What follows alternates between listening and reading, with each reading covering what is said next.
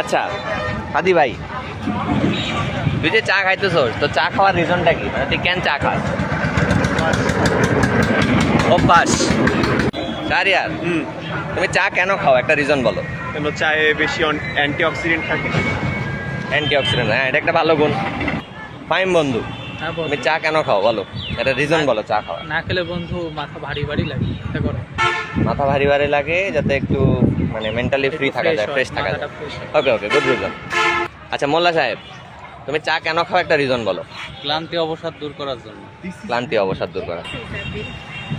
আচ্ছা শ্যামা, তুই আমাকে একটু বল যে চা খাওয়ার একটা উপকারিতা, বা তুই কেন চা খাস? এই তো চা খেলে আমাদের ঘুম কম আসে, আমরা পড়াশোনা করার সময় বেশি পাই। আচ্ছা আচ্ছা সাইদ সাহেব, তুমি আমাকে বলো যে তুমি চা কেন খাও। চা খাই হচ্ছে মন খারাপ থাকলে। মন খারাপ থাকলে, হ্যাঁ এটা একটা ভালো রিজন। আচ্ছা সাফি, তুই চা কেন খাস, একটা রিজন বল।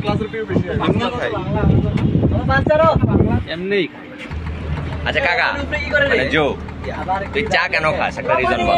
আসলে এটা সবাই খাইতে সবাই খাইতে সে ওকে। ওকে মির্জা সারিন, তুমি চা কেন খাও, একটা রিজন বলো।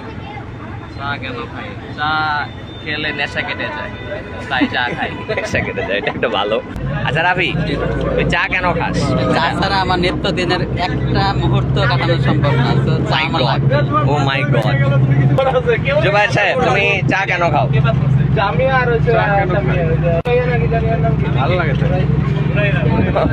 আচ্ছা বল, হ্যাঁ, তুই চা খাস, তুই চা খাওয়ার একটা রিজন বল, যে তুই কেন চা খাস। চা খেলে বেশি বেশি মুত আসে, কারণে চা খাই।